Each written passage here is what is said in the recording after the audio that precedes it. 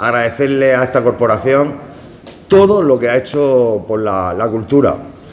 Yo pienso que el desarrollo cultural de un pueblo no tiene grises, o lo hace o no lo hace.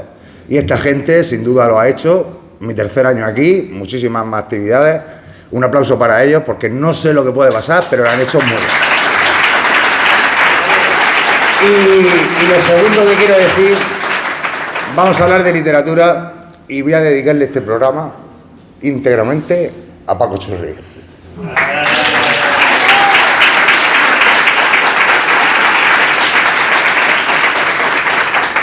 Todas me recordáis del Fonda.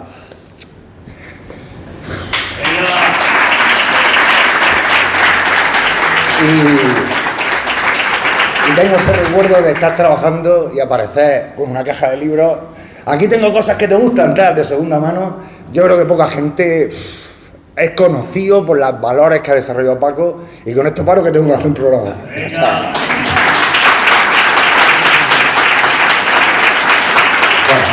Hola. Vale. Voy a pedir un aplausico para vosotros, ¿eh?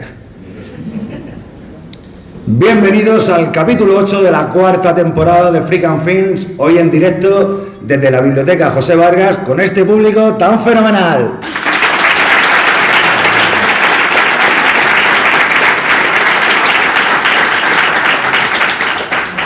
Hechos los agradecimientos y los comentarios pertinentes, vamos a entrar ya lo que sería en el programa en sí, y para ello pues lo primero que tengo que hacer, pues contextualizar un poquito este programa, que yo creo que lo voy a hacer muy fácil, ¿no? Llevo 3 años aquí haciendo cierta actividad que intenta mezclar literatura y podcasting.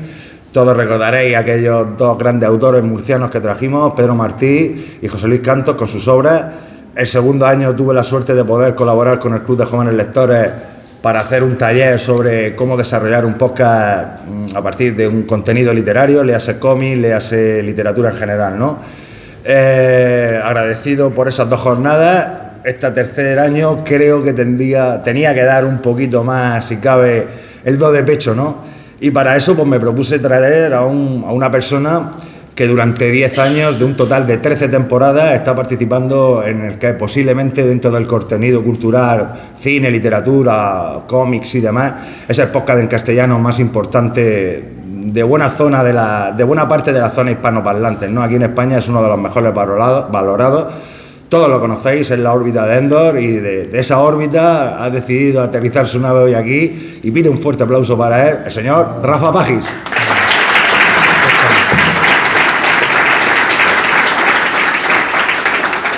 Bueno, ya gracias a todos por venir, eso es lo primero. Yo estoy acostumbradísimo a grabar, 10 años grabando, pero yo lo mío es ponerme los cascos en mi casa donde no tengo a nadie delante. Así que si me veis que miro mucho a la pantalla es que es lo mío. Yo intentaré dirigirme a ustedes, pero es que es lo que hay. Y aparte de eso, yo no me quiero liar. Vamos a darle al tema, que es lo que toca, a ver si contamos algo interesante a la gente. Sí, vamos a hacer un poquito otro taller, pero esta vez desde la experiencia de un podcaster que lleva mucho tiempo y otro que lleva un poquito menos, pero bueno, que también saldrá algo interesante, seguro. Bueno, como yo qué sé, yo creo que a lo mejor nos vamos directo ya. Como toda buena novela que se precie, al menos así pienso yo, debe comenzar con un prólogo. Así que pido, por favor, música de prólogo.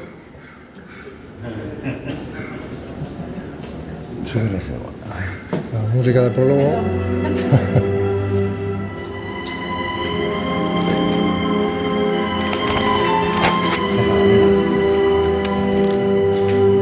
Bueno, y dentro del prólogo, Rafa, pues yo creo que la pregunta es pertinente, ¿no? Incluso para poner un poquito en contexto a la gente, y es así de directa. ¿Qué pintamos 2 podcasters en una jornada de literatura? Eso está bien. A ver, porque la pregunta es corta, pero yo tengo aquí una respuesta de un par de folios, que esta la tengo preparada. Pero sí que creo que hay que dar un poquito de contexto dónde estamos, ¿no? Porque yo sé que iba a venir aquí desde hace unas cuantas semanas y dándole un poco, al final esto impone, vienes a una biblioteca, sí que es verdad que en un podcast sabes que te va a ir mucha gente, pero no los tienes delante, y es como otra cosa, ¿no? Y yo digo, bueno, ¿qué hago yo? Que lo mío es el tema del podcast, metido en una biblioteca hablando de libros, intentaba un poco casar todo esto.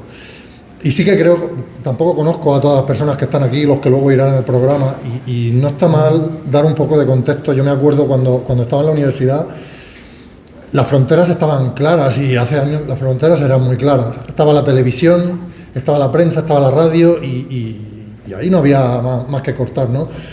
Pero Internet llegó, explotó el universo, Internet ha venido a cambiar muchas cosas. Las radios empiezan, cuando ya la técnica lo permite, a permitir que tú te guardes tu programa de radio en tu página web, y quien quiera que lo escuche, que se lo escuche cuando quiera. Empieza a haber ahí un poquito de libertad para eso, y luego hay gente, hay valientes por ahí que dicen, bueno, yo no tengo una radio, pero eso de poner un audio en una web, eso sí lo puedo hacer. Y por ahí va creciendo un poco el panorama. Y luego ya viene la locura grande, ¿no? Cuando eso se estandariza, ahora mismo hay miles y miles de podcasts por todas partes, hay formatos, el formato que ustedes quieran, las duraciones, los contenidos, hay de todo, de medicina, de deporte, de nutrición, por supuesto de literatura, de cine, de lo que sea. Hay podcasts de absolutamente todo. Me voy acercando a la amiga del asunto, ¿vale? ¿Cómo se encaja esto aquí? También hay podcasts de literatura. Yo no sé cuánta gente aquí oye podcast, pero hay programas que se dedican exclusivamente a leer relatos, a leer libros. Tú te descargas un podcast y te van a leer un capítulo de un libro, o te descargas un podcast y te van a leer un libro entero, y el que aguante bien, y si no, pues te lo paras y sigues mañana y todo eso.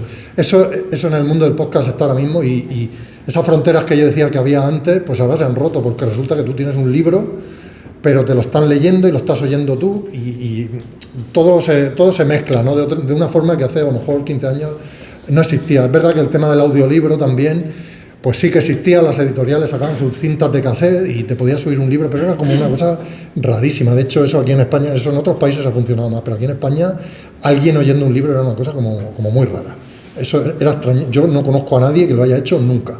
No sé si por aquí, pero yo no conozco a nadie. Entonces, todas esas fronteras se han ido al traste ahora mismo. Entonces, ya digo, hay podcasts donde a ti te leen un libro directamente. A mí esto me recuerda, cuando yo le leo libros a mis niños, ¿no?, para que se duerman y tal, hay mucha gente que lo hace de mayor. Se ponen su novela, su libro, su capítulo para dormirse.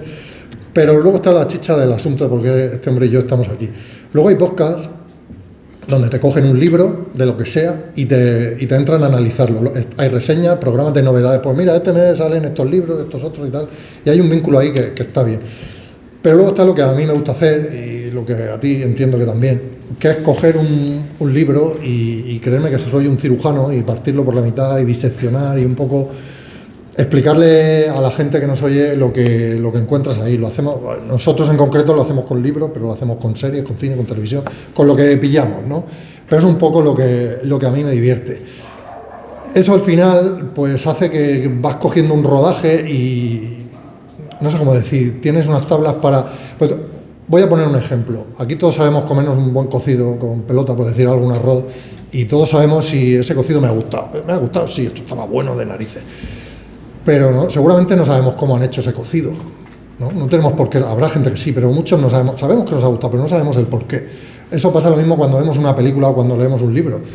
Tú el libro lo puedes haber disfrutado mucho, pero no tienes por qué saber los resortes que ese autor, esa autora ha tocado para que tú en ese momento concreto pues te emociones, o te diviertas, o te hagas reír. Hay una serie de cuestiones ahí en las que lo que toda la vida ha sido los foros, los clubes de lectura, también los cineforum, que al final son lo mismo. Tú, pues, con tu formación, con la experiencia que tienes, no es lo mismo, estaremos todos de acuerdo, no es lo mismo leerse un libro con 20 años que con 40, ni con 15. Yo hay libros que con 15 no entendí una porra, luego me los leí y dije, ahora te he entendido, amigo. Entonces, un podcast que haga cosas como esta, pues te puede ayudar a que eso que tú leíste el libro y no terminaste pues yo qué sé, no caíste, no supiste ver, pues es un poco la función que a nosotros nos gusta hacer, ¿no? Dar esa vuelta de tuerca y a la gente que te oye de decir, mira, este libro a mí me gusta porque tiene estos valores, ¿no? Y dar esa argumentación un poco, no solo este libro es buenísimo, me encanta, sino el decirte un porqué argumentado, porque este libro es como es, y hablarte del autor, en este contexto él lo escribió, y eso te hace entender, claro, esto lo escribió así. Hablábamos antes de empezar aquí de Harry Potter, y a lo mejor sale de los dementores dichosos. Si han visto la película, pues son estos bichos negros que cuando con capas ahí son casi fantasmas, cuando se te acercan te roban la energía. Resulta que esta mujer lo escribió, ese libro concreto y esta figura del dementor, cuando estaba con una depresión de la muerte, de no querer levantarse de la cama, no querer hablar con nadie, no querer ver a sus hijos, y al final el dementor es la expresión de la depresión que ella tenía. Entonces tú sabes eso de esa mujer, y cuando te lees el tercer libro de Harry Potter, yo por lo menos lo ves de otra manera, y dices, cuando lees las descripciones de esos párrafos, dices, esta mujer estaba pasándolo mal, y no sé, entiendes un poquito los libros de otra forma. Y eso es un poco lo que hacemos aquí, dos podcasters hablando de literatura, ¿no? Sí, además me gustaría plantearte, bueno, si no nos ponemos metafóricos en un programa de literatura, no sé cuándo, ¿no?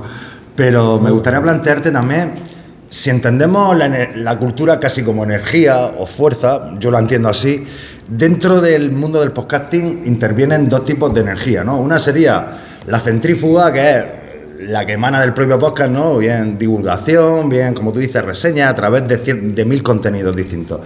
Pero luego también está esa energía centrípeta que hace que tú y yo ya hayamos trabajado, tengamos ganas de estos líos, vengamos aquí, nos lo preparemos y por ende también seamos grandes, es mi experiencia personal, grandes autores que mencionaremos ahora, pero también grandes consumidores de cultura en todos sus formatos, y no conozco podcaster con el que haya podido participar físicamente o a través de la onda que no sea eso, un lector ávido, un consumidor seriéfilo brutal, un jugón de videojuegos, un lector de cómic empedernido, y autores que están saliendo ahora también. Tenemos que mencionar a 3 amigos buenos que tenemos. No sé si decir tu jefe, pero bueno, tu director, don Antonio Runa, con su recién estrenada La chica de Gris. Y bueno, amigos comunes como Luis Martínez Vallés, de la órbita de Luces en el Horizonte, Antonio Monfort, que ha escrito sobre el mundo del cómic, brutal la obra. En general, creo que, no sé si la pregunta es todos en general, y los podcasters también. Somos un poco lo que leemos, lo que vemos, lo que jugamos, y así te va yendo la vida un poco, ¿no? A nivel de expectativas, de anhelos y demás, ¿no? Y de ganas de hacer estas cosas. Claro, esa es la cosa. Hay gente por ahí que se gana la vida con esto, del podcast, en otros países más, pero no en nuestro caso. Yo esto es por amor un poco, no sé si por amor al arte, pero bueno, ya me tendría que poner a contar mis películas. La verdad es que a mí lo que me pasa es que yo ya de niño ya era un poco rarico con mis gustos, y era un poco fastidioso a veces, o yo tenía ahí un pequeño resentimiento con la humanidad, porque ya me confieso. Sí, porque a veces leía libros o leía cómics o lo que sea, y veía películas que me daba cuenta que había mucha gente que no las veía, yo me daba cuenta que leía cosas que no tenía nadie en mi entorno que leyera cosas parecidas, y era como, os lo estáis perdiendo esto, o sea, esto es bueno, esto que yo me he leído, esto es bueno, ¿no? Aún era joven y... ¿Te da penica algunas veces? Me da penica, sí. A mí me da mucha penica. Era como, y ya se me metió esa cosa... Yo no sé por qué, pero me cruzaba con buenos productos por ahí, y era eso de decir, os lo estáis perdiendo, es que os estáis perdiendo esto. Y al final ese gusanillo estuvo muchos años ahí metido. Sí que con el tiempo vas haciendo amistades, ya claro, tienes cosas en común, gustos en común y tal, pero ese gusanillo estaba ahí, y se me cruzó esto del podcast. Y al final pues te pones delante de un micro, y sí que yo muchas de las veces que lo hago es para quitarme ese resentimiento de mi juventud, de decir, enterados de que lo que hablamos hoy, esto es bueno, esto es bueno.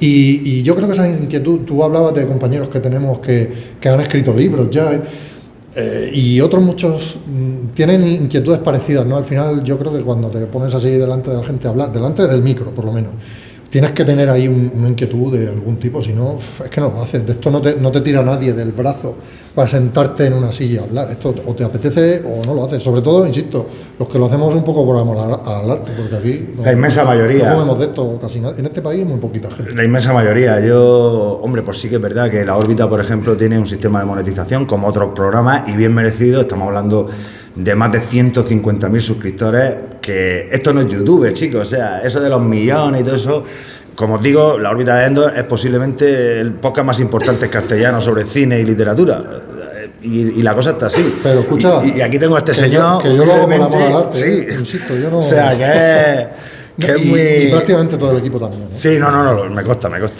Bueno, voy a aprovechar para saludar también a un compañero que ha venido de la guarida del Cid, que también, él estará diciendo, pues sí que es verdad, nosotros muchas veces, cuando tengo la suerte de participar con ellos, acabamos a lo mejor a las 1:30, 2 de la mañana, con el consiguiente cansancio el día siguiente y los mareos de cabeza y tal. Y siempre acabamos y nos quedamos 5 o 10 minuticos más, como diciendo, oye, qué ratico más bueno hemos echado, ¿no? Eso Son sensaciones maravillosas. Eso pasa en todas casas. Y lo que he dicho antes, que he podido sonar ciertamente pretencioso, no es que me dé penica que la gente, cada uno invierta su tiempo, sino que a lo mejor hablo de formato. Imagínate que la gente dice, es que yo leerme un TVO, sí, es que te estás perdiendo cosas muy chulas si dices que no va a leer TVO en tu vida. O sea, no sé, no hay que cerrarse las puertas nunca a nada. Yo no sé si el día de mañana bailaré reggaetón, es que no hay que cerrarse las puertas nunca a nada. Es mi consejo. Bueno, vamos a acabar con este prólogo, página 17, ya hemos llegado al final del prólogo y dice así este final de prólogo. Decía Stephen King que debemos escribir sobre lo que conocemos, así que lo mejor será que comencemos nuestro capítulo 1 en primera persona. Capítulo 1, el poder de las palabras.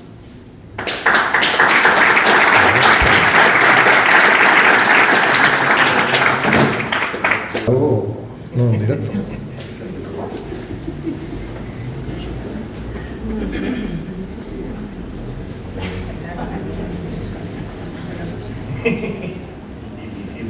Esto, si vuelve a pasar, yo me lanzo al ruedo y cuento un chiste aquí o algo. Especial. ¿De qué trata ese libro? Oh, es un libro muy especial.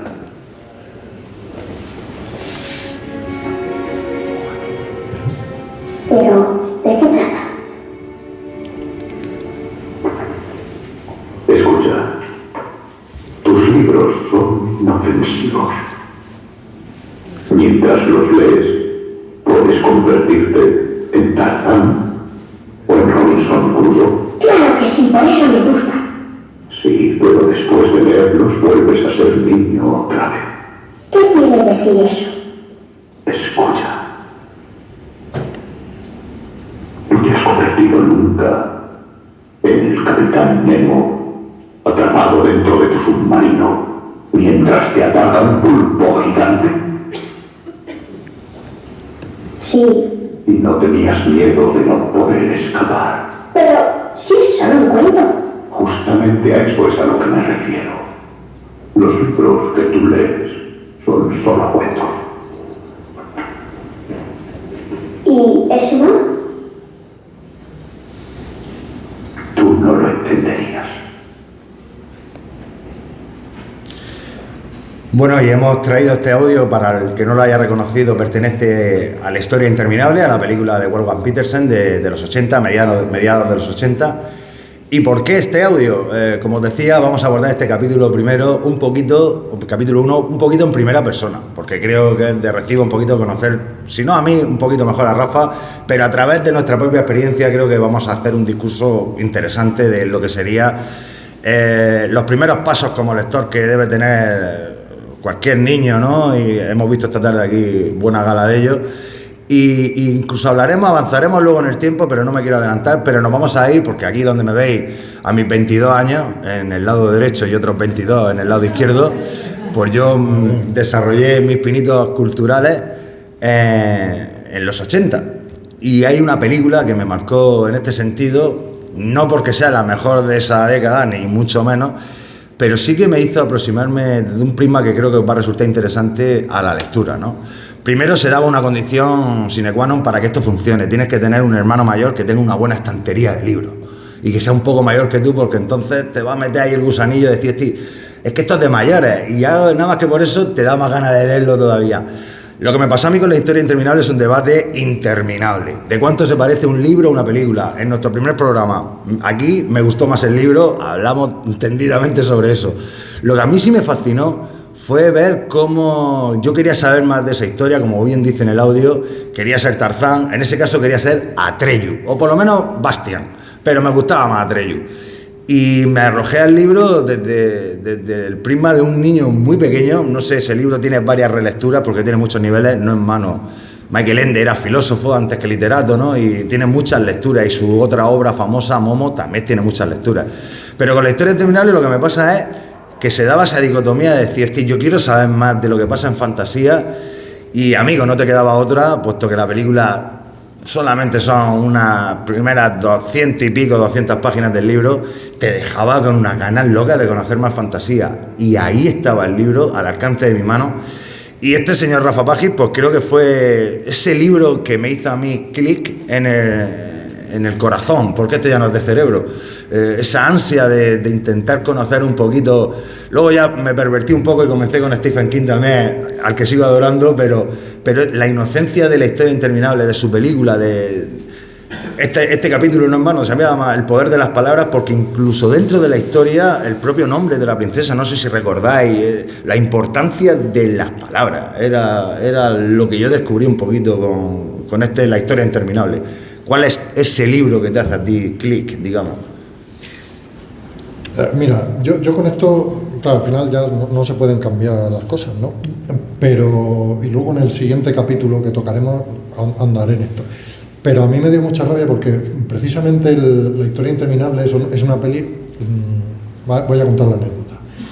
La primera vez en mi vida que yo me he quedado sin comer, era un niño, a lo mejor tendría 8 o 9 años, 10, yo no lo sé. Pero yo me acuerdo ver aquella película y ese mundo que se iba a destruir, aquella princesa así tan delicada. Yo sufrí, por algún motivo yo me metí mucho en esa película y me dejó roto por dentro, preocupadísimo, y ese día no comí de los nervios que llevaba en el estómago que me había metido esa película. ¿Tendrá que ver algo el pantanito de la tristeza, don Rafa Pagis? Yo sufrí. Hay dos películas que a mí, todos tendremos, una o dos películas que nos marcan la infancia, hay otra por ahí, ya no saldrá a cuento hoy. Pero La historia interminable aquel día me dejó roto. Yo llegué, mi madre preguntando, ¿pero estás malo? ¿Te pasa algo? Yo, no, sí, estoy bien, pero yo lo que estaba era como, no sé, me impactó muchísimo. Y la crítica y la queja que yo tengo viene porque yo me enteré de que había un libro que tenía que ver con esa película, pues ya como 5 o 6 años después, ya era yo un adolescente. Y fue como, en esos años ya empecé a descubrir la cantidad de productos de nuestra infancia y juventud que están basados en libros.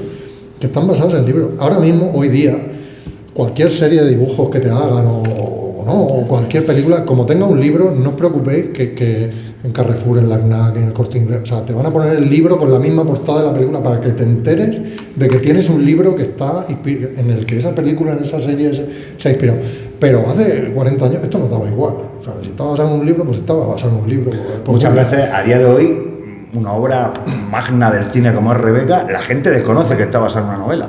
No, la lista es interminable de adaptaciones, y de hecho es que te vas sorpresas cuando te pones a mirar listas. Yo todavía, que ya dice uno, bueno, algo de tablas tengo en esto, todavía me llevo sorpresas, digo, pero esto está basado en un libro.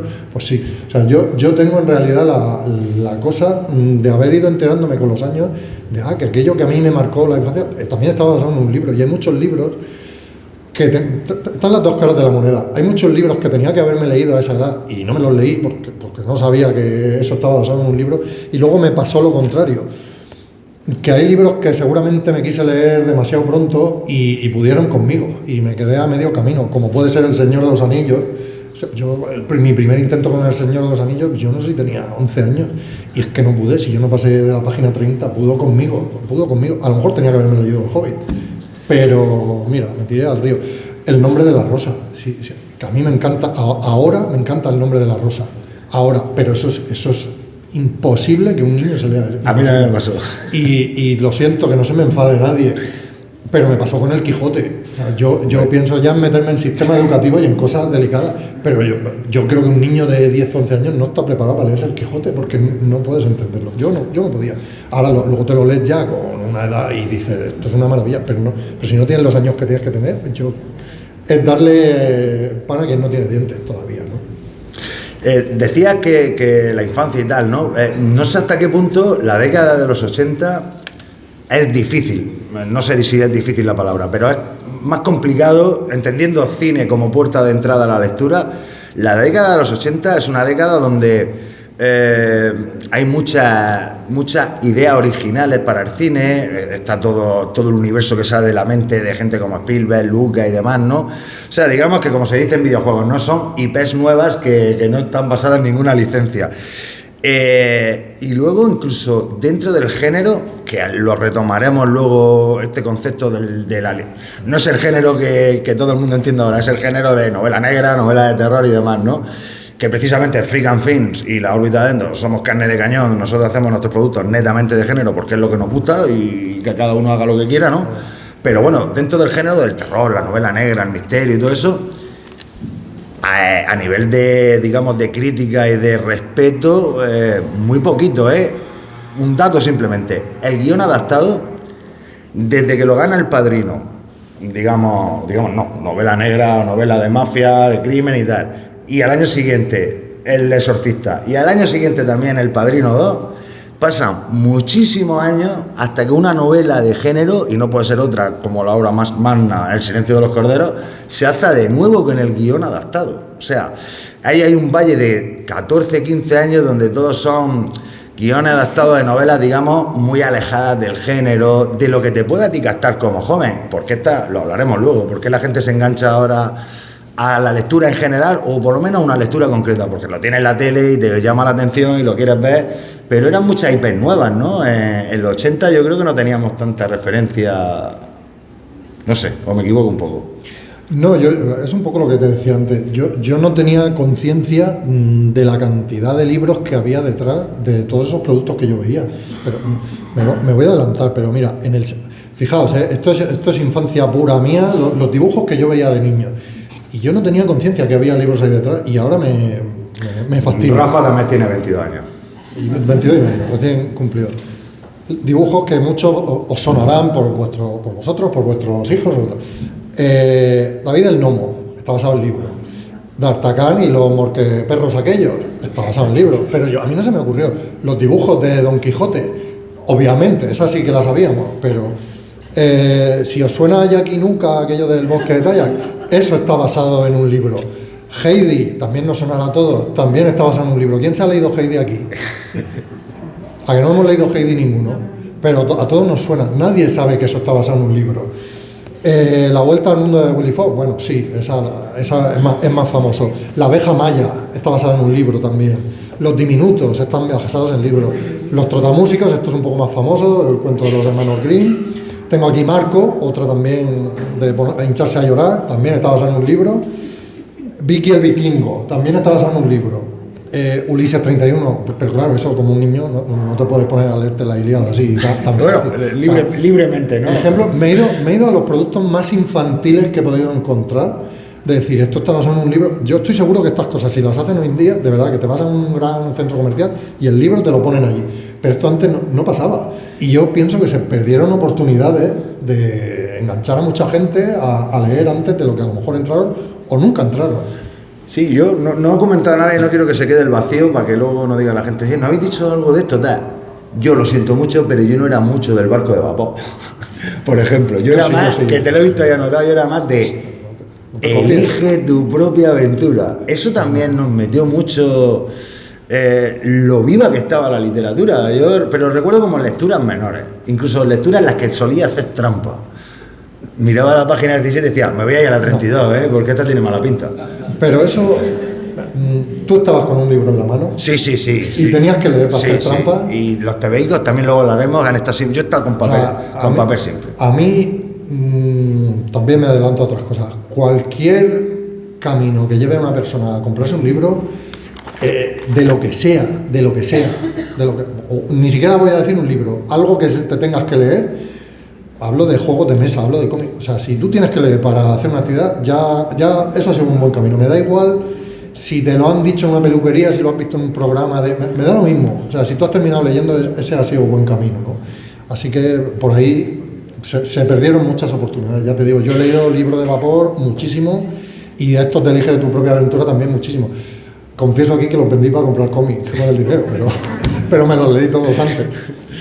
Bueno, ¿qué te parece si te cojo el guante que has dicho de cualquier excusa es buena para cogerte un libro? Y pasamos al siguiente capítulo. Vale. No te voy a decir que no. Bueno, en este capítulo, como veis, estamos un poquito abuelos cebolletas, porque es verdad que teníamos que contextualizarnos a nosotros mismos como arrancamos a leer, pero vamos a avanzar un poquito en el tiempo y vamos a conocer a una hornada de nuevos lectores que la verdad es que tuvieron ahí una serie de lecturas que marcarían unos años muy buenos para la lectura infantil. El capítulo 2, estamos en la página 57, se llama El niño que sobrevivió.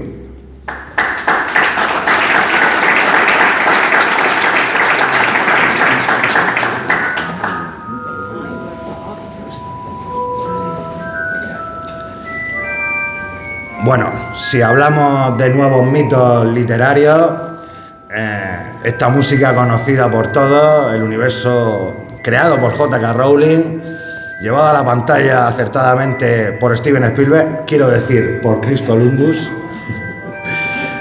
y musicalizado por John Williams, es la punta de un iceberg que arrancó unos añitos antes. Y nos vamos a remontar a esos años donde por primera vez los niños y los adultos, me consta, conocen por primera vez al niño mago más famoso de todos los tiempos. Hablo del año 1997, todavía no se ha estrenado la película, y me voy a ir un poquito de datos. Me voy a dejar que coja la libreta, que no quiero fallar. Bueno, me voy a basar en suelo americano, con vuestro permiso, ¿no? Y voy a coger más concretamente una de las listas más serias del mundo, podemos decir, la del New York Times, ¿no?, de sus bestsellers. En el año 1999, tan solo 2 años después y 3 novelas después de la primera aparición de Harry Potter, esta señora se cuela durante todo el año en las 3 obras, en varios de los periodos, el New York Times lo hace por periodos, ¿no?, desbancando a clásicos, como tengo por aquí, al señor Stephen King. También tenemos por aquí a Daniel Steele y su novela romántica, que también vende ahí en Estados Unidos. Bueno, y a todos estos Tom Clancy, John Grisham y su juicio, Hinckley Smith y sus misterios y crímenes. Pues esta señorita decide hacer una cosa muy sencilla, y perdona a los oyentes porque estoy haciendo las comillas, así que, no sé, Paji, yo qué sé, de repente está ahí una cosa, doy un dato más y te doy paso, pero mira... Ya en el 2001, y así hablas de lo que prefieres, película o libro, otro dato más, chicos y chicas. En el 2001, de nuevo, en suelo americano, y de nuevo este dato facilitado por el New York Times, en una conversación que he tenido con su editor jefe esta tarde, entre los 9 y los 17 años, en este año 2001, con el estreno de la película, un 60% de los niños se había leído algo de Harry Potter. Eso es una barbaridad. Esos son incipientes lectores noveles que, o bien, no sé de esos 60% cuántos perduraron sus lecturas, pero qué duda cabe, Rafa, que esto fue algo que a mí me puso muy, muy contento. Venga, yo como no sé contestar en línea recta, yo tengo que dar rodeos. Primero, jamás entraré yo al trapo con estas cosas de que Harry Potter no tiene la calidad literaria que a lo mejor justificaría esas ventas y cosas así. Me da lo mismo, me da igual. Si al final un niño acaba cogiéndose un libro de Harry Potter, perfecto, porque luego tiene 50 años más, o 60 o 70 para vivir y leerse muchas otras cosas. Así que si la puerta de entrada de Harry Potter, pues una puerta de entrada maravillosa. Tú has dado un par de datos, pero yo te doy otro. El último dato que yo he encontrado por ahí: la saga de Harry Potter ha vendido 500 millones de libros en todo el mundo. 500 millones de libros. Eso es prácticamente que en una de cada 6 casas del planeta hay un libro de Harry Potter, que luego no es así, porque sabemos que hay países que no tienen ni recursos para libros, pero 500 millones de libros. O sea, lo que ha hecho esa mujer por la lectura en este siglo es que no lo ha hecho ningún plan educativo en ningún país del mundo. Ninguno. O sea, la cantidad de niños, y habrá, y también, que tampoco nos engañemos, de esos 500 millones de libros, a lo mejor hay 100 millones que están sin abrir. Pero da igual, nos quedan 400 millones de niños que se han puesto a leer. O sea, eso yo, no sé, tiene un valor. Esto es lo que os decía antes, de que a mí me da igual el camino que uno coja si acaba cogiendo un libro. Y Harry Potter creo que es un ejemplo perfecto de eso. Las modas, el dinero que han sacado, la de varitas mágicas que han vendido, a mí todo eso, todas esas críticas que se lleva a la franquicia me parecen muy bien. Y tendrán más razón o tendrán menos. Pero al final, si tú quieres meterle en vena a un niño que se acostumbra a leer, yo creo que Harry Potter es un camino maravilloso. Dicho eso, yo me he leído los libros. Claro, aquí hay otra cuestión, hay que poner otro asterisco. Pues, y es un poco lo que decía en la introducción. Todos nos podemos comer un cocido y decir, pues este cocido está bueno, está malo, lo he disfrutado, está buenísimo, pero no tenemos ni idea de cómo lo han hecho. O a lo mejor nos ha encantado el cocido o nos ha encantado una película, pero no sabemos argumentar. Yo esta película he terminado llorando, pero yo no sé explicarte por qué he terminado llorando. O sea, me he emocionado, pero no te sé explicar. Quiero decir, hay cosas en un libro que tú objetivamente puedes valorar. Quiero decir, puedes valorar su originalidad, eso se puede valorar. Si tiene personajes que se escapan de los arquetipos o no, si los personajes tienen un arco, si las descripciones son interesantes, te meten en el entorno o no. Todas esas cosas son más o menos medibles. Y luego está la parte subjetiva, que yo me aburrí en la página 40 o yo me lo he devorado en 2 tardes. Y eso no te lo puede discutir nadie. Te lo has devorado y ese libro es maravilloso. Pero hay cosas que se pueden decir de un libro si técnicamente es mejor o peor. Técnicamente los libros de Harry Potter pues, se pueden mejorar. Yo qué sé. Esa mujer lo que tiene es una imaginación brutalísima. A mí hay una técnica la usan los guionistas, pero también lo usan los escritores, que es el tema de la implantación. Pongo un ejemplo, que es el tema de la implantación. Es decir, a ti te dan un dato, te lo cuelgan ahí, que tú en principio te lo dan para una cosa que no tiene nada que ver con nada. La escopeta de Chajón, ¿no? Pero luego, 400 páginas después, ese dato es el que va a demostrar quién ha sido el asesino. Eso Agatha Christie es la... Sí, bueno, dice por ahí, no sé si es la escopeta de Chajón o algo así, ¿no? Que si aparece una escopeta en el acto 1, úsala en el acto 3. Sí, es un recurso parecido, ¿no? Entonces, esta mujer, esa técnica no la domina muy bien, ella hace otra cosa. Ella en un libro te da, un libro medio suyo, tiene 500 páginas, te da 8.000 millones de datos, es como te echa un saco de patatas. Tú no te vas a poder anticipar porque te ha dado tantísimo, es imposible que adivines por dónde te va a venir. Entonces es como hacer un poco trampa. Ha utilizado la técnica, pero de forma un poco tramposa.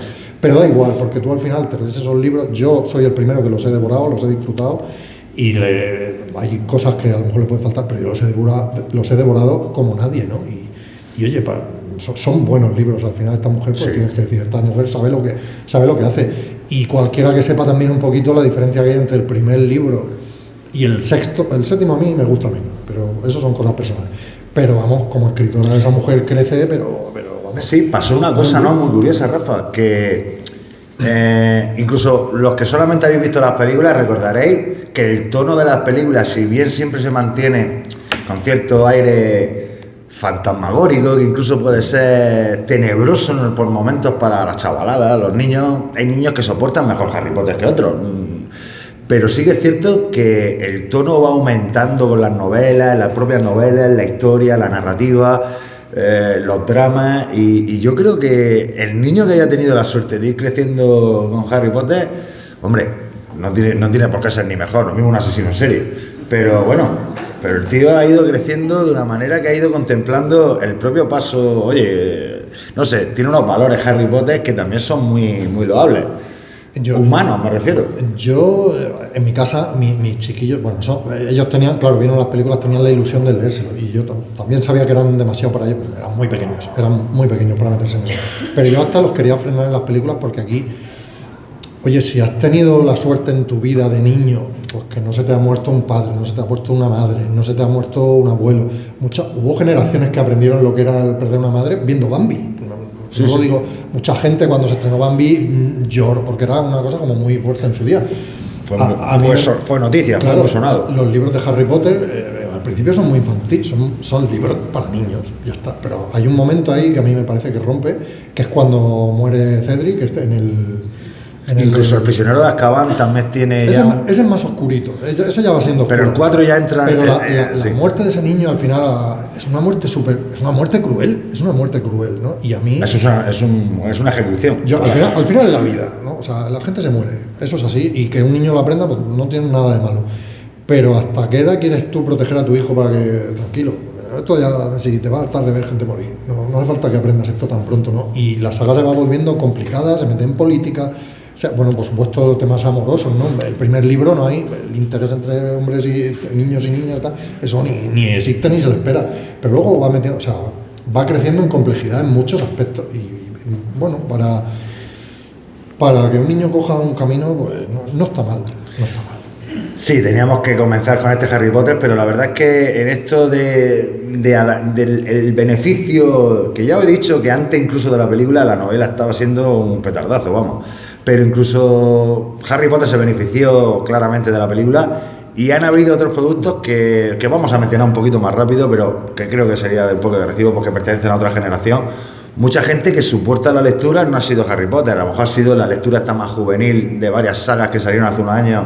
Divergente, la más conocida quizá. Los Juegos del Hambre, El Corredor del Laberinto, no sé, seguro que muchos conocéis otras tantas. Luego también algo más subidito de tono, ¿no, Rafa? Se pone la cosa ahí calentita, con esas 50 sombras de Grey que estaba la gente ahí con sus libros, ahí y decías tú, mira, esa ha hecho arroz esta noche, con el 50 sombras de Grey debajo del brazo.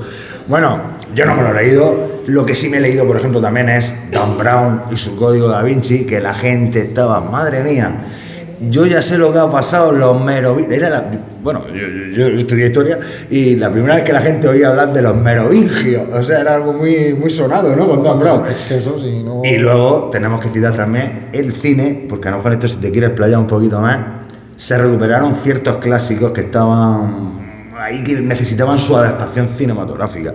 Y uno está haciendo aquí atril de mi micro, pero ya saqué. Y es este tochaco que se llama El Señor de los Anillos. ¿Cuánta gente se leyó El Señor de los Anillos, señor Paggi, por haber visto la película? Y ole, qué suerte, ¿no?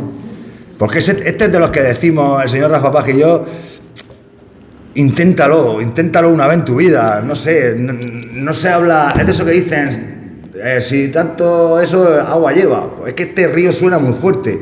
Este es un señor que posiblemente sea uno de los mejores escritores que ha dado la lengua inglesa y nos regaló una cosa de fantasía que hablaremos luego un poquito al final en el último capítulo, pero aquí brevemente y con lo que te he citado, a ver si resulta que el cine también es muy buen plan educativo, señor Paggi, en el sentido de que lleva a la gente a la biblioteca y a la librería. Es que esa es la cosa. Al final no se puede negar.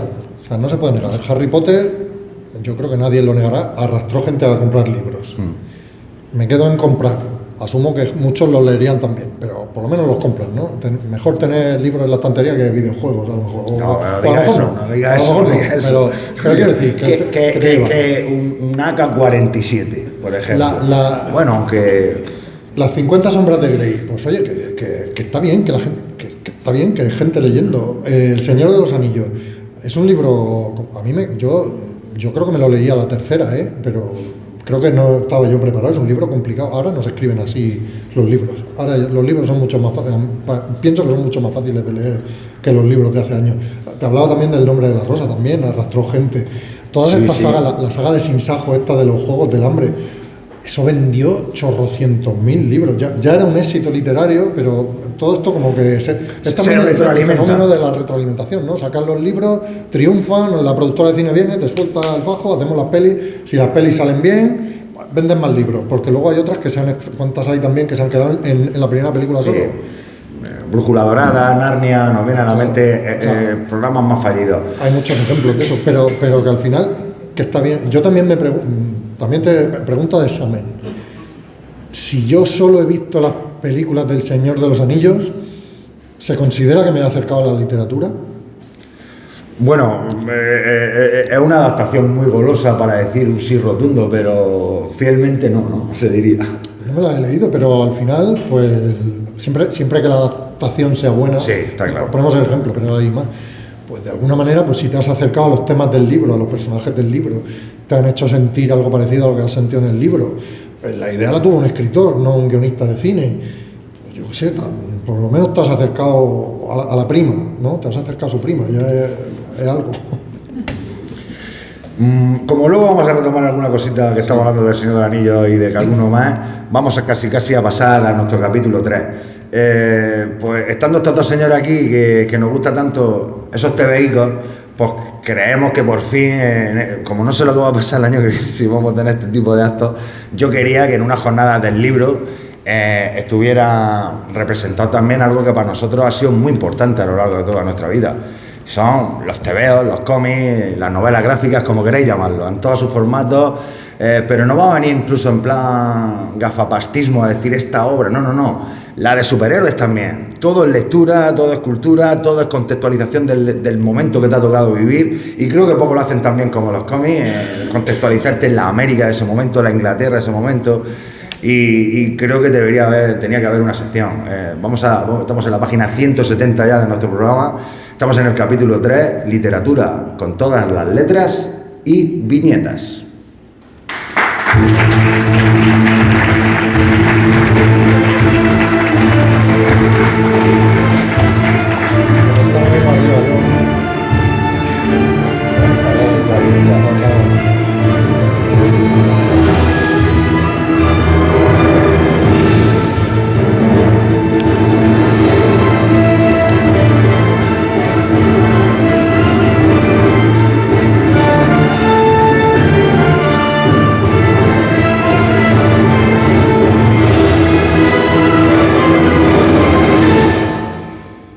Bueno, vamos a hacer este puntito, si lo de este capítulo lo vamos a hacer un poquito más corto porque a fin de cuentas, como yo le dije en el WhatsApp, lo voy a citar tal que así, vamos a hacer una defensa numantina de los valores que tienen los cómics, por su facilidad, si queréis decirlo, porque a mí de pequeño, de nuevo agradezco a mi padre, a mis hermanos mayores, que tuviera ese acceso, lo cogía y decía, venga, voy a empezar leyendo solamente lo que digan ellos. Las viñetas de pensamiento no tengo ganas de leerlas hoy. Y te ponías y leías, y decías, venga, voy a leer, no sé lo que están diciendo, voy a leerlo. Para mí fue una cosa, y aparte, con esos rotulistas que teníamos aquí en España, que la A y la R se parecían mucho y esos consiguientes problemas. O sea, era una prueba de fuego leer cómics, pero a mí me enganchó al concepto de que hay universos que se desarrollan mucho...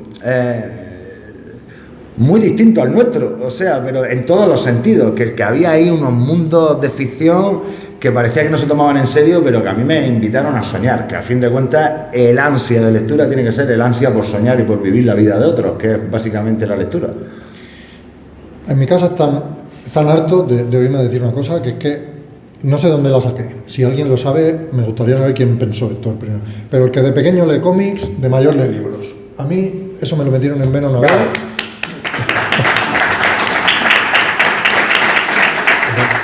No sé dónde lo escuché, pero yo educo a mis chiquillos en esa filosofía de que tú lees, porque primero de todo, además lo has dicho muy bien, y me pongo así un poco profe. Educativamente, a un niño tú lo enseñas a leer y para... Además, ahora es que lo veo en mi casa. Ellos tienen que hacer un esfuerzo para leer, es un esfuerzo, ponerte a juntar letras, ponerte a juntar palabras, y ponerte a juntar frases, y luego entender esas frases, y luego acordarte de que la última frase de la página casa con la primera, si he tardado 20 minutos en leerme una página, es un esfuerzo. Entonces, antes que disfrutar la lectura tienes que coger la destreza esa de juntar letras, palabras, frases y ir sumando páginas. Entonces, hay que entrenar, tienes que entrenar para cocinar, para tu profesión de albañil, si eres dentista, tienes que practicar. Y el cómic a mí me parece que, empiezo por lo sencillo, como entrenamiento para la lectura es perfecto, porque hace lo mismo que hacías tú.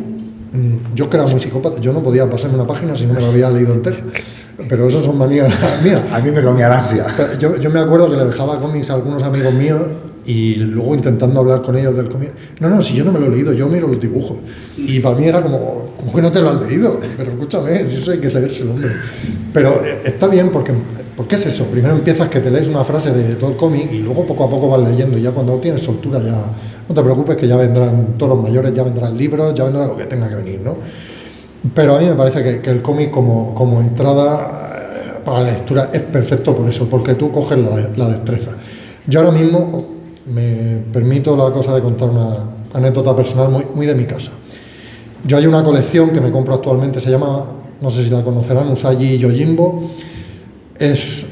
Ahora me la estoy comprando recopilada, son unos tochos de 500 o 600 páginas, recopila un montón de números americanos y es un cómic. Tú ves la portada y tú ves ahí un conejo con una espada de samurái y dice un conejo samurái, pues yo qué sé, pues muy bien. Bueno, ese autor es norteamericano, es Tan Sakai, pero tiene ascendencia japonesa Ese samurái está basado en los Miyamoto del periodo Edo, y cualquier cosa que salga en ese cómic es una referencia a la cultura japonesa, a su mitología. Si sale un zueco de madera que tiene una hendidura, ese autor se ha preocupado de asegurarse de que los zuecos eran así en el siglo XVI en Japón. O sea, argumentalmente tiene es muy reflexivo sobre la vida, sobre la muerte, sobre mil cosas de nuestro día a día, más y menos profundas. Y luego tiene aventuras de ir con la espada peleándose, eso también lo tiene.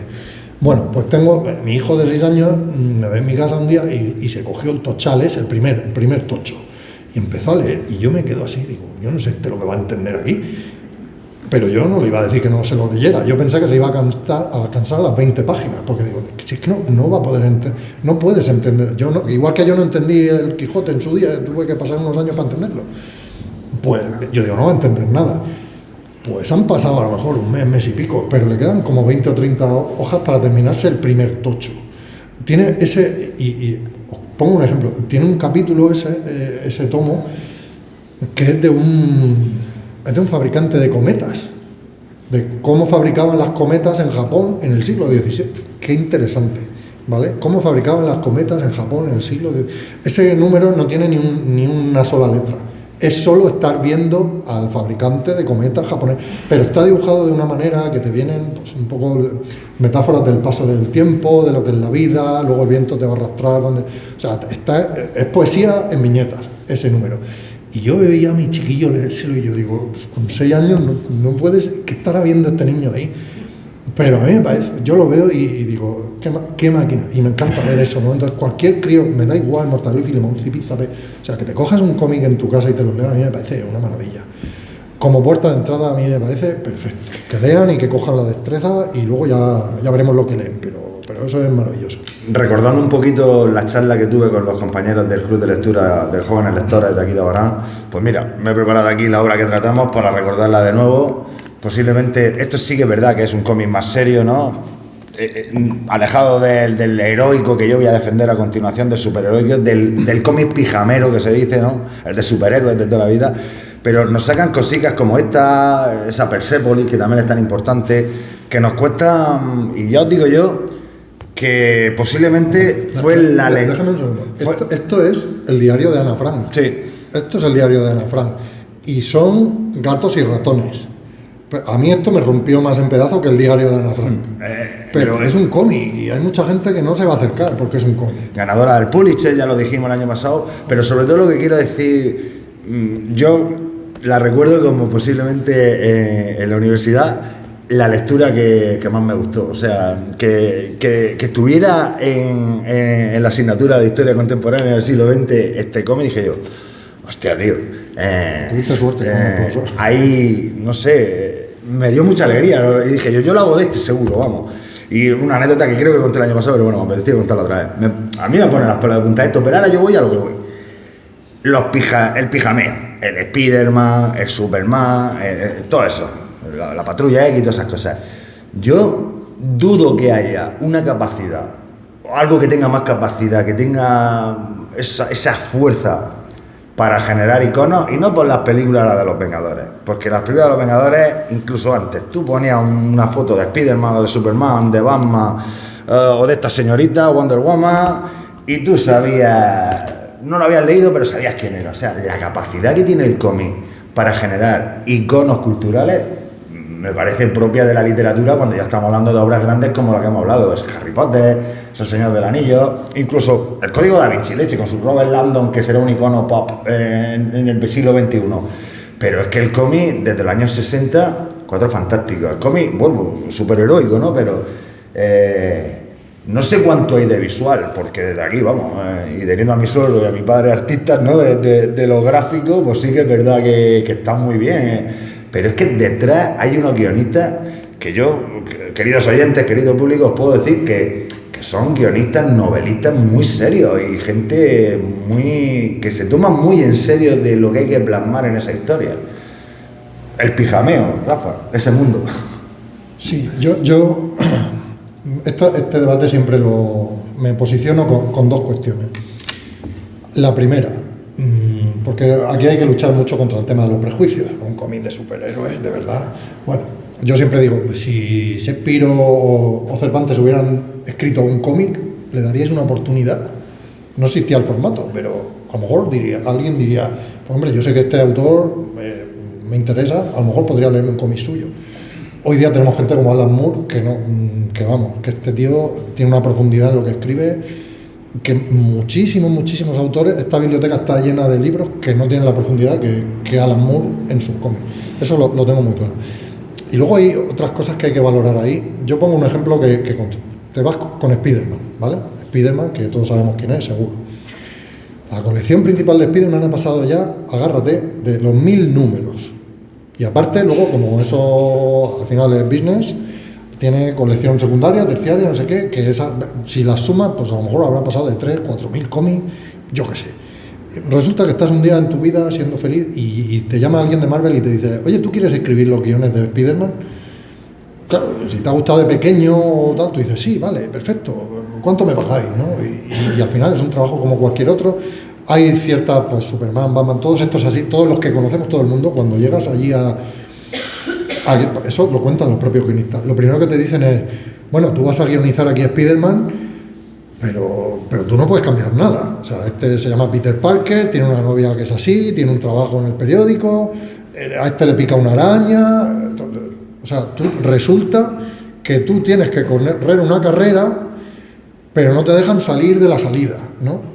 O sea, eso es difícil, ¿eh? Además, está llena la historia de autores que han intentado escribir cosas y se le han parado los pies. Entonces, con esas trabas, imaginaos Superman, de repente, incluso llegan autores que te sorprenden. Con todas esas dificultades, dices tú, en un cómic de superhéroes estoy leyendo yo historias como esta, y eso pasa en Spider-Man, pasa en Superman, pasa en Wonder Woman, no nos vamos aquí a poner a citar temas, pero hay alegatos contra la droga, contra la violencia de género, hay historias de, vamos a decir, negra, de novela negra, o sea, hay el género que cada uno quiera, hay cómics. Lo que pasa es que es fácil, ahí también es verdad que también es muy fácil cogerte un cómic cualquiera y que sea, pues, bueno, de consumo rápido y ya está. Que sean palomitas, ¿no? Que al final, tampoco tienen nada de malo las palomitas, ¿no? Pero que sean palomitas. A mí me gusta mucho ahora un ejemplo que se ve muy fácil. No quiero tampoco dar marcas, pero bueno. Tú te vas ahora mismo a Carrefour y en la zona de donde están los libros de literatura y todo eso, los mejores sitios, los mejores stands, se lo guardan a las recopilaciones de cómics de superhéroes y todo eso, a muy buenos precios. Entonces, a mí me parece un buen regalo para hacerle a un chiquillo, a alguien que está empezando la lectura o a alguien que le apetezca leerse, pues oye, a lo mejor para cogerte una novela policíaca X, pues a lo mejor puedes dar con un buen cómic de superhéroes que te aporte incluso más que una... En fin, tiene sus valores, es complicado, pero es que si me pongo a defender cómics este puntico pero aquí hay más más chicha de lo que mucha gente cree. Hay mucho prejuicio. No quiero que te dejes nada tampoco en el tintero que luego te arrepientes, pero este puntico quería que fuera más breve, porque es romper una lanza por algo que nos gusta a nivel personal mucho y que vamos a recomendar. Yo siempre recomendaré que le den una oportunidad al cómic en el formato que quieran, más serio, menos serio, incluso los tebeos de Mortadelo y Filemón son una maravilla también para empezar a leer. Es que todo es válido, todo es válido. Pero una cosa que nos pasa a nosotros en el podcast, yo no sé si a ti te pasará. Hay muchísima gente, al final son 10 años ya dando la turra aquí delante del micro, mucha gente que me escribe en Twitter, en privado, y me dice, oye, Rafa, que yo quiero empezar con esto de los cómics, ¿tú qué me recomiendas? Sí, pues yo les pregunto 2 cosas, oye, a ti, ¿qué te va, qué no te va? Y hay un cómic ahí para ti esperándote que te vas a llevar una sorpresa. Aunque tengas 50 años, quiero decir, y de superhéroes, me juego el cuello, seguro. Yo hay recomendaciones que tengo que se lleva a la gente una sorpresa si se las lee, pero me las guardo para después del programa. Para la cerveza. Bueno, vamos a pasar a nuestro capítulo final ya. Ya estamos en estas 300 páginas que llevamos de programa. En el capítulo 4, que creo que también habla mucho de nosotros y de nuestros 2 programas, Freak & Fin y La órbita de Endor, y de La guarida del Sith, que son otros compañeros, y de tantos y tantos compañeros que intentamos hacer una defensa también a ultranza de un concepto que muchas veces se habla de él con cierta ligereza, tanto en el cine, en la literatura. Con desprecio, dilo. Con desprecio, sí, con desprecio. El capítulo 4 lleva por título La importancia del género.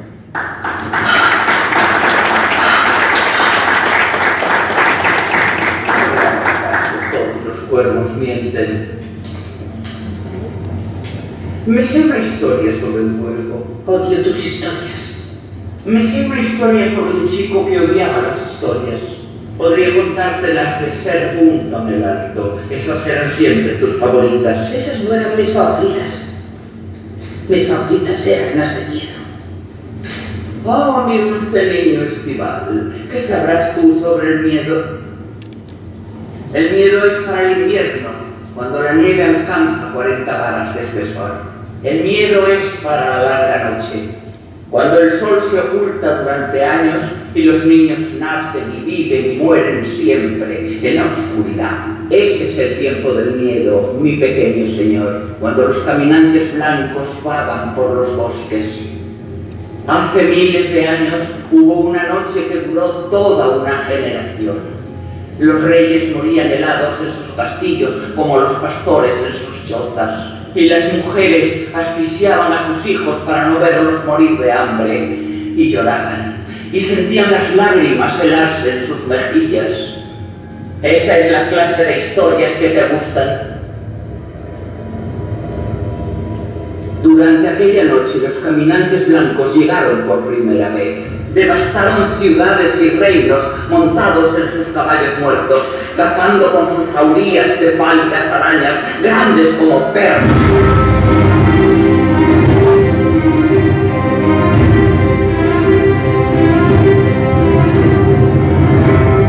Bueno, y si hay otra obra recientemente que quizás no tanto a niños, pero sí a gente más adulta, ha introducido a una lectura de no pocas páginas, tenemos que hablar de Juego de Tronos, pero no solamente de Juego de Tronos, sino de la buena salud que goza la literatura de género, al menos en lo que estamos hablando un poquito, la importancia, ese paralelismo con el cine, y pues no solamente hablamos de la fantasía heroica de Juego de Tronos, también podemos hablar del terror, con las por fin ya muy loables adaptaciones que está teniendo Stephen King en cine, las más recientes It o Doctor Sueño, que hemos vivido años de mucha penuria con las adaptaciones de King, la novela negra, tenemos por aquí la casi inminente adaptación ya, no de esta novela, pero sí de otra obra del autor, como es Reina Roja de Juan Gómez Jurado, no sé, novela negra, fantasía, tenemos por aquí también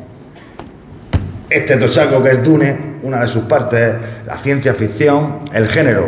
Si me permite, Rafa, quizá debería contextualizar qué es esto del género, ¿no? Lo que dicen un poco las bibliografías con esto del género, y ya te doy paso. Bueno, a todos nos gusta el cine de género, a todos nos gusta la literatura del género, pero siempre hablamos de ella con cierto desprecio, ha dicho Rafa, me suscribo, pero por lo menos con cierto, bueno, sí, está bien, pero es que esto es de fantasía. Bueno, yo crecí en una casa donde las novelas de Marcial Lafuente Estefanía, aquellas novelitas cortas de western estaban pululando por mi casa también.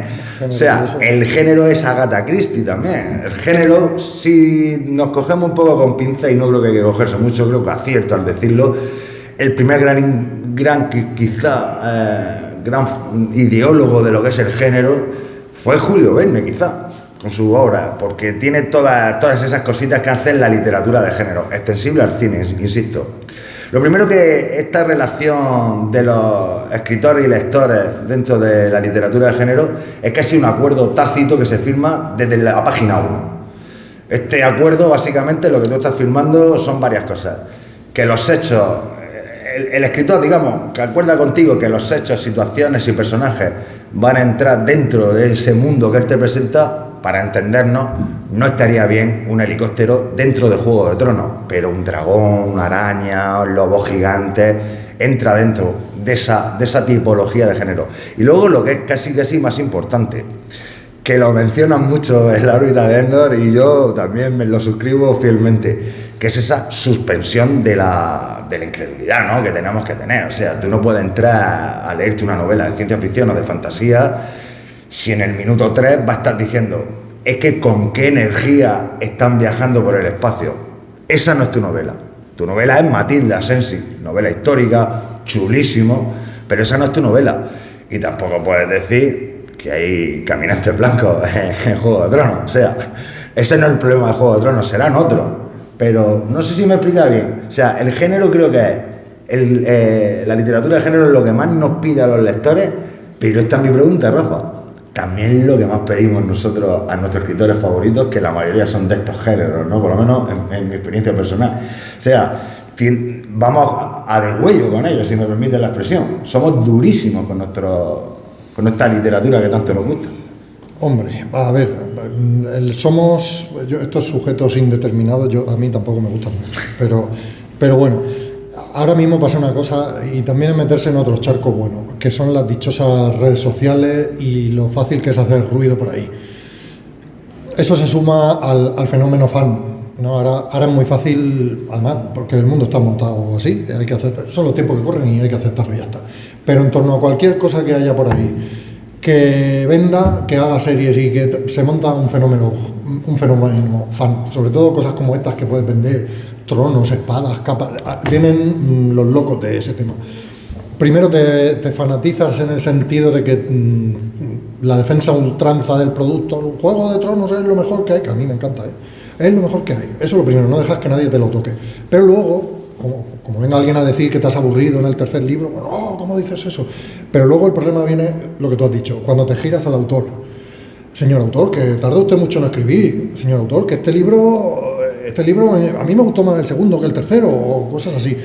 Entonces mezclamos ahí, ya entran temas complicados. Es verdad que vuelvo a usar el sujeto tan indeterminado, nos hemos vuelto muy exigentes, sobre todo con los autores contemporáneos, aunque hay algunos que tienen barra libre. Yo no percibo que a Stephen King lo estén mareando de esa manera, pues tu libro anterior me gustó mucho más, o tus libros de los 2020 no son tan buenos como los de 1998, yo qué sé. Pero sí que es verdad que ahora se hace un tipo de ruido y hay una exigencia que es insoportable. Brandon Sanderson es otro con la saga de Nacidos de la Bruma. Todo eso, o sea, ese hombre debe estar, ese por lo menos mantiene un ritmo de escritura. Eso es maravilloso. Que da gusto. Pero es verdad que yo estoy empezando a notar que se le está acabando el buen rollismo, porque hay mucha gente ya que empieza con este vicio que yo os he dicho de prohibido decir nada malo de esta saga de libros, y lo siguiente que van a hacer es girarse al autor, es que es seguro, porque en los tiempos que corren está pasando así. Entonces, que se lleven cuidado. Casi vale más terminar la saga sin morirse, para que te dejen tranquilo y no vengan a reñirte. Sí, el ruido... Lo digo en broma. El ruido yo creo que también está un poco de vuelta ya Stephen King, ¿no? Y aparte, sus libros de ahora están siendo mejores que los del 98, Rafael. Bueno, lo he dicho así. Ya, por eso, pero mira, que meto yo el matiz ese. Cuento de hadas, su último libro, una fantasía heroica, ficticia, medieval, o sea, vuelve por sus fueros de género, pero háblame más tú de esto. ¿Por qué nos gusta tanto? Si tú aceptas este contrato que yo he dicho de suspensión de la incredulidad, vamos, si lo tienes clarísimo, y que quizás debería la gente saber mucho mejor lo que va a consumir, las leyes de ese mundo que va a consumir, porque muchas veces yo digo que a lo mejor de Juego de Tronos les gustan mucho las partes políticas porque son muy reales, te dicen siempre lo mismo. Es que eso es como Roma. No sé, algo así te vienen a decir siempre, sí, pero luego les sobra la guerra de la Torrosa. La guerra de la Torrosa, parece que les sobran luego, incluso que les da un poquito de vergüencilla o de cositas que estén los dragones por ahí pululando, ¿sabes? Dice, esto sin dragones a lo mejor te me gustaría más. No sé, yo no sé qué piensas tú un poco de esto. Hoy es que hemos tocado temas espinosos con el tema de los prejuicios y aquí hay que un poco, porque esto no se hace por obligación, o sea, cuando tú te coges un libro y te sientas en tu sofá a leer, lo coges porque te apetece, nadie te obliga. En el instituto y en el colegio sí, pero ya a estas alturas, por las caras que veo aquí leer obligado, poco leemos ya obligados. Te sientas a leer porque te apetece. Entonces, hay quien se sienta a leer para evadirse, y es lícito. Hay quien se sienta para aprender historia, y es lícito. Hay quien se sienta para entretenerse, es lícito. Hay quien se sienta para pasar miedo, y es perfectamente lícito. Entonces tienes que ser tú el que se mire al espejo y preguntarse qué peaje estoy yo dispuesto a pagar para conseguir ese objetivo. O sea, si tú quieres entretenerte, busco entretenimiento, he tenido un día de trabajo, estoy agotado, yo quiero evadirme. ¿Tú aceptas que hayan dragones en ese libro? ¿Lo aceptas? Pues si lo aceptas, pues ya está. ¿No lo aceptas?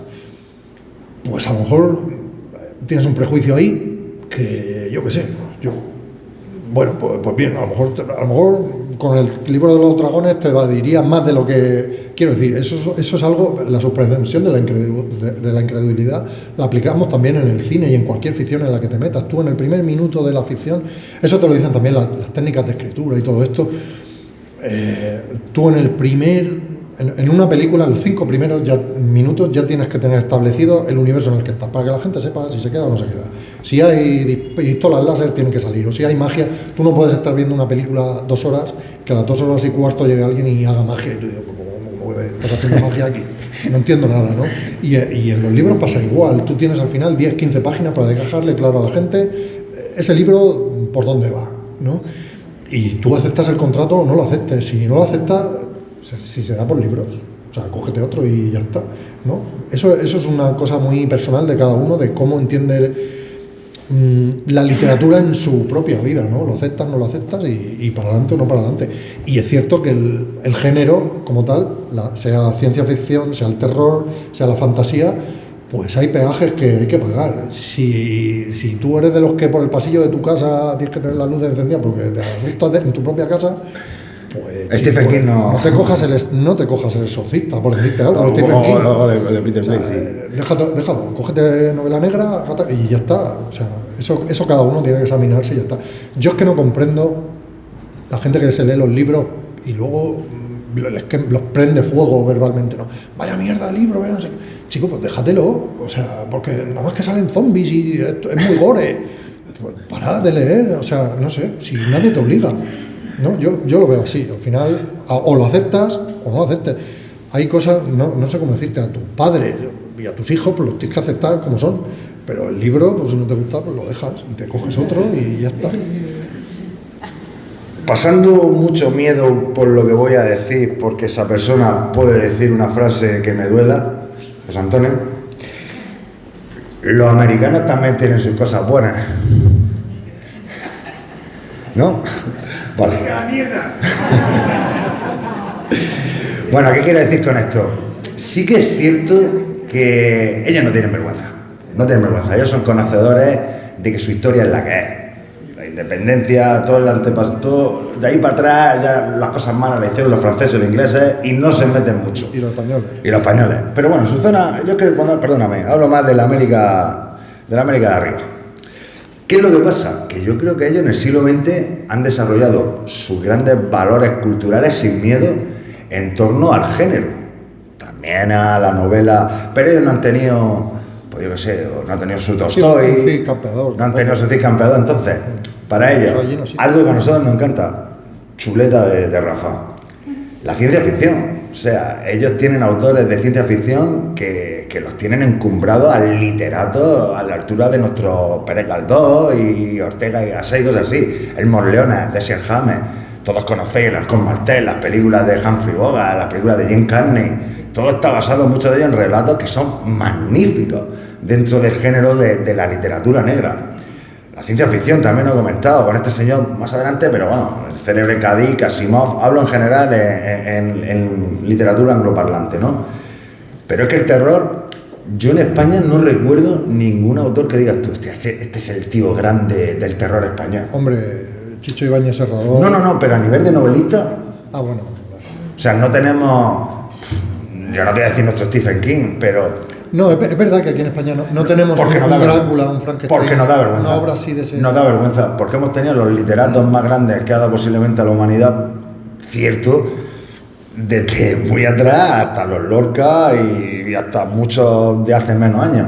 Pero bueno, eso no quita que no nos dé vergüenza explorar como se está haciendo ahora con Juan Gómez Jurado, la novela negra. No explorar, porque ya se hacía antes con autores muy buenos, sino que los señores de la editorial se gasten el dinerito en editarlo y en publicarlo y en promocionarlo.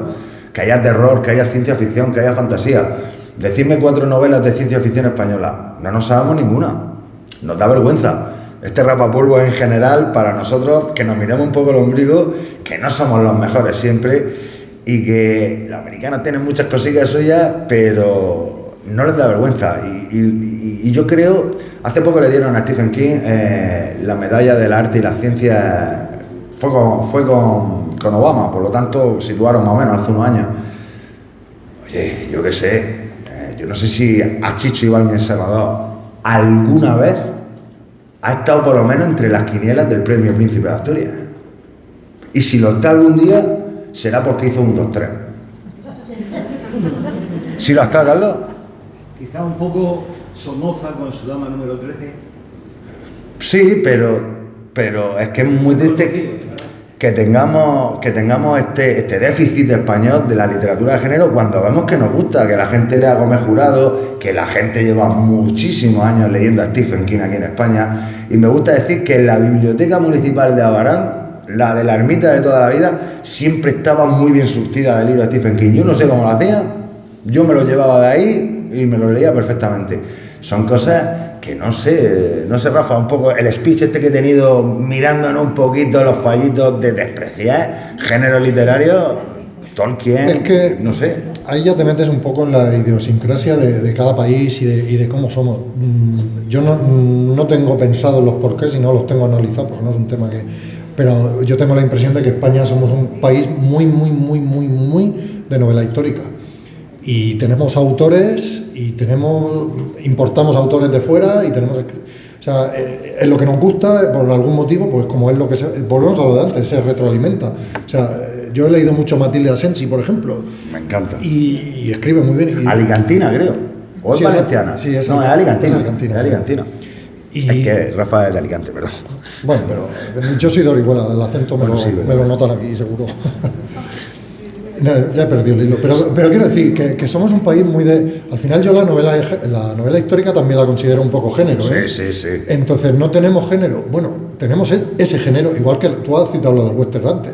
Más género que eso, pero ¿dónde está eso? Pues en su país de origen, aquí, por lo que sea, supongo que Europa somos más así, ¿no?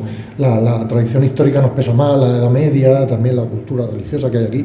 Pues entiendo que la novela histórica es una cosa que tiene mucho arraigo y nos tira mucho desde siempre, ¿no? Y bueno, está establecido así. Y no sé los porqués, pero la verdad es que me pongo a pensar, y es verdad, ciencia ficción, aquí habrá porque los hay. No, los hay, sé que los hay. Pero un gran nombre de estos que tú puedas exportar al extranjero a nivel mundial, a mí no me viene a la cabeza. Y es cierto, es un agujero que tenemos ahí. Pero te pasa lo mismo en el cine. El cine es más complicado porque necesitas recursos para hacer una película al nivel. Pero bueno, al final escribir un libro ahí en el portátil, si no lo escribo es porque no quiero, ¿no? O sea, eso cualquiera lo puede hacer. En fin, sí. Es cosa de nuestro país y ya está. No sé si Rafa quiere contarnos algo más de su perspectiva, el eco que ha dejado en ti todo este universo del género que hemos hablado, el terror, la ciencia ficción, algo que se me queda a mí con respecto a ti. Porque yo me podría tirar todo el día hablando de Stephen King, pero bueno, como lo hago habitualmente en los programas...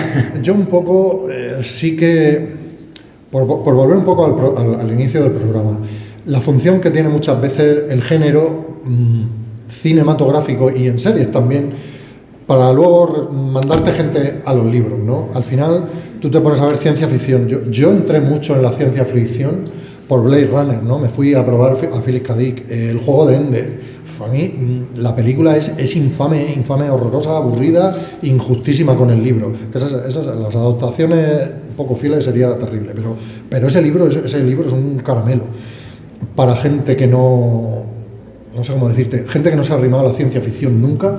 El juego de Ender es precioso. Sí, lo vives muy empático. Es perfecto, no sí, se mete en cosas técnicas y cualquiera puede disfrutar del libro y ver los valores que tiene. Yo soy muy de Tropas del Espacio. Cuidado con la ideología política que tiene ese libro, que es delicado, se mete en berenjenales muy serios, pero a mí ese libro, Tropas del Espacio, me vino muy bien para darme cuenta de algo que yo no me había dado cuenta. Ese libro me lo regalaron a mí, es otro de estos libros, me voy por las ramas, lo siento. Me lo regalaron el Día de Reyes, cuando yo tenía 6 o 7 años. 6 o 7 años. Claro, era Tropas del Espacio. No tengo ninguna duda que una tía mía que ya falleció no sabía lo que me estaba regalando. Yo empecé ese libro y no pasé de la página 7. O sea, es imposible que un niño de 10 años se lea Tropas del Espacio. Luego, cuando ya me lo leí de mayor, ya de adolescente tardío, estuve en la estantería cogiendo polvo de textos, además una edición de estas que tiene las páginas amarillo, plátano. O sea, como si hubiera sido papel de fumar.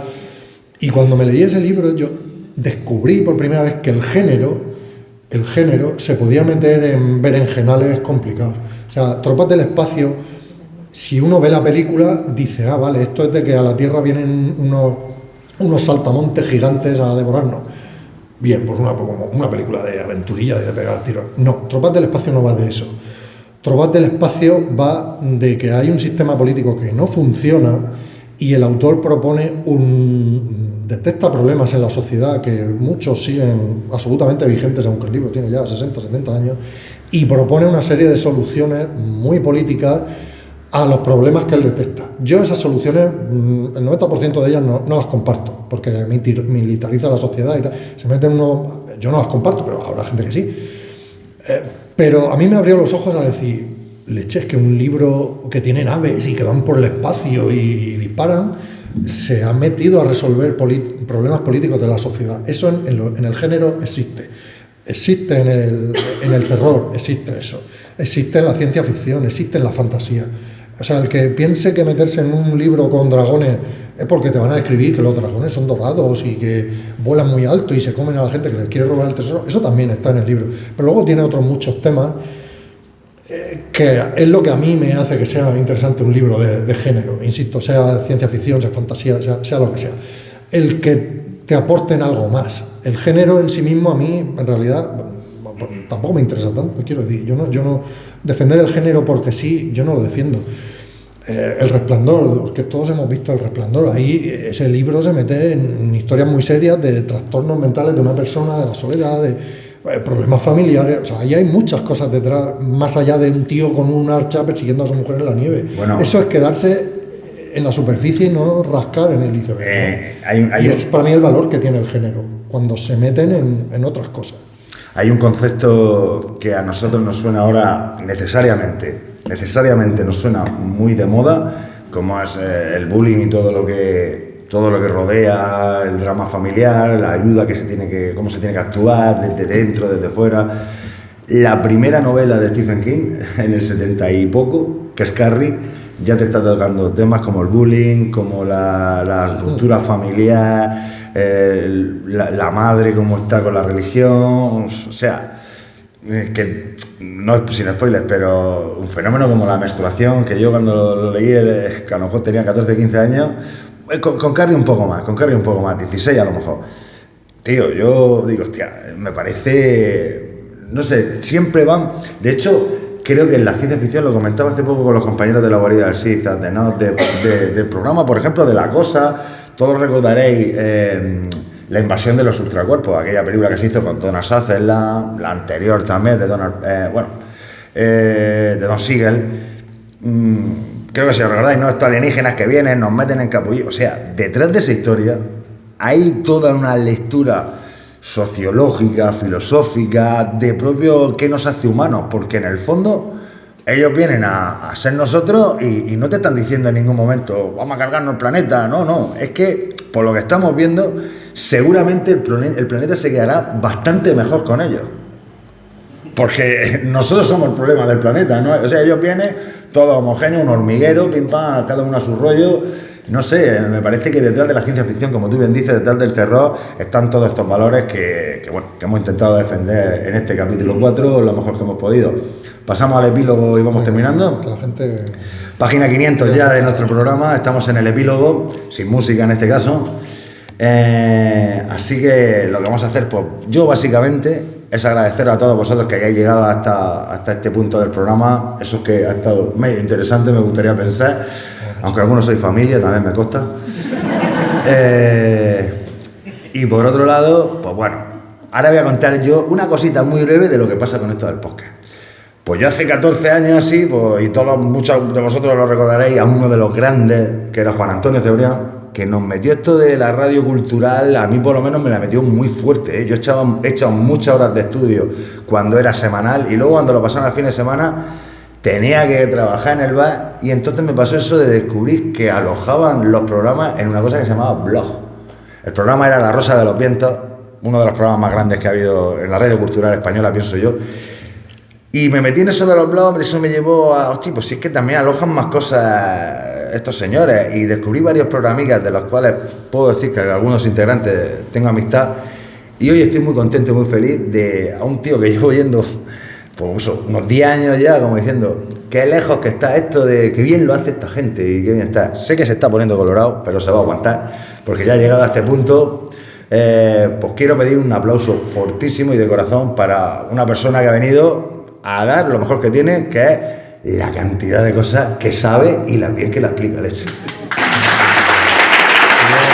Para que no haga hasta la salida.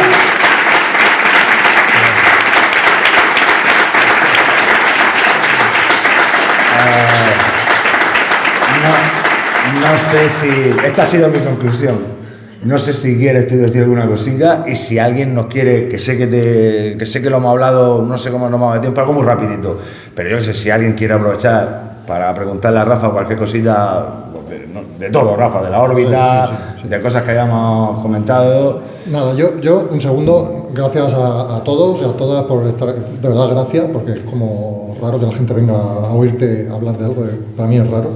Estoy acostumbrado a hacerlo y sé que hay mucha gente que oye, pero nunca están delante. Entonces lo he dicho al principio y lo digo ahora, gracias por aguantar ahí, espero haber entretenido a la gente. Seguro. Y pequeña defensa de nuevo del tema podcast. De verdad, si os gusta la literatura, opciones en podcast hay 200.000 de audiolibros como tal, que os cuenten el libro para iros a dormir, y gente hablando sobre el libro, destripando el libro, no digo ni tú ni yo, o sea, hay opciones, hay un montón de podcasts. O cosas intermedias, como el libro más película de La órbita de Endor, por ejemplo. Yo he sido muy, también como tú, muy oyente de radio de toda la vida. A mí, yo, como todo el mundo, he tenido mis épocas buenas y mis épocas malas, y a mí la radio y el podcast me han librado de muchos días de soledad que yo no tenía el ánimo, y a mí la radio y el podcast me han salvado días buenos. Así que, mira, si de aquí sale alguien leyendo más o oyendo más podcast, pues bien. Gracias de verdad. Y a partir de ahí, pues nada, si alguien quiere preguntar algo... No sé si alguien quiere hacer algo cortico, chicos, que nos vamos a tomar un vinico con el concejal y compañía, que el concejal se tiene que ir enseguida también. Venga, una preguntita al Can, ¿no te animas tú? Es que soy muy desabroso. Carlos, ¿alguna cosita? ¿Alguna cosa? Yo quería decir una cosa al respecto, o sea, en cuanto que efectivamente tenéis razón en cuanto a la altitud, por llamarlo así, ¿no? O a la magnificencia de la literatura de terror. En América, en todas las cosas, pero también hay que hablar un poco de la poca publicidad que se da, por ejemplo, a países como España, que parece que somos como el garrapazo negro, por llamarlo así, y aquellos son los gigantes y nosotros los liliputienses, por ejemplo. Pero yo creo que si escarbamos dentro de la literatura española, encontramos autores que valen la pena tanto de ciencia ficción como de terror. ¿Qué pasa? Que no sabemos exportarlo. Como ese que he dicho antes, está Juan Carlos Somoza y su literatura de Spring. No sé si la conoces. Sí, ¿verdad? Sí. Esa, la Dama número 13, por ejemplo, la llevaron al cine con el título de Musa y es espectacular. Pienso que yo soy muy duro cuando comparo literatura y cine. Nada más. Vale, gracias Carlos por tu comentario. Pues nada, volvemos un poquito a eso, ¿no? Que aquí en España, pues sí que es verdad, escarbar. Y yo creo que, mira, yo presenté a dos autores noveles el primer año que estuve aquí haciendo.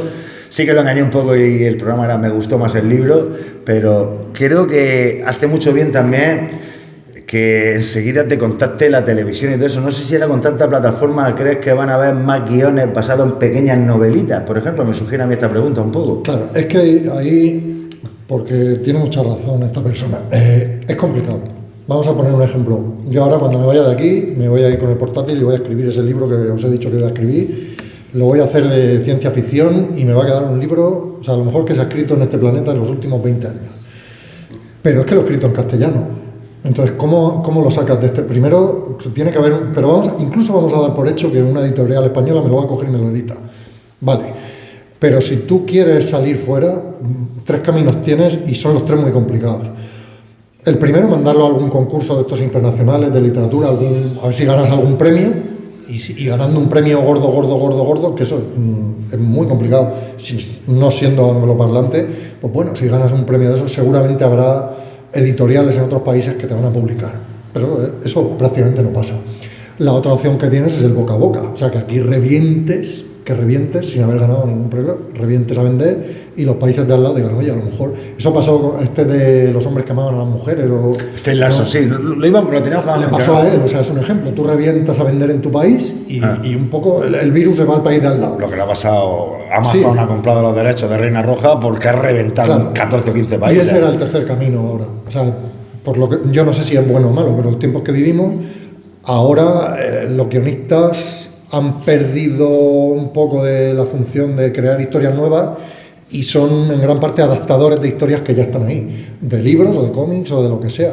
Entonces, bueno, pues si te compran tus derechos, te adaptan y a partir de ahí, pues tienes suerte que el que te adapta bien, estás en un sitio donde te expones, pues bueno, puede ser un camino, pero vamos, esto es un cuento de la lechera de mucho cuidado, porque es un camino muy largo, muy difícil y no, imposible no, pero es prácticamente imposible posicionarse. Yo un autor maravilloso aquí en España veo, tal y como está concebido el mundo ahora mismo, veo muy improbable que se pueda posicionar como un autor internacional de prestigio. Es muy complicado, es triste, pero así lo veo.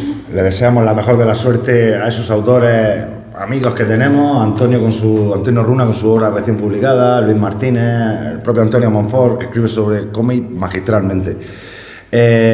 Yo ya me voy a ir despidiendo también, Rafa, porque creo que vamos a tomar un vinito para celebrar esta clausura de las jornadas del libro que la Concejalía de Cultura, con toda la gente que le rodea, a la cual no puedo estar más agradecido por volver a contar con nosotros. Yo me lo he pasado muy bien. Aquí en casa siempre es genial y con esta compañía que he tenido hoy, agradecer también a la ayudante técnica que hemos tenido esta tarde, Diana. Un fuerte aplauso para ella, ¿no?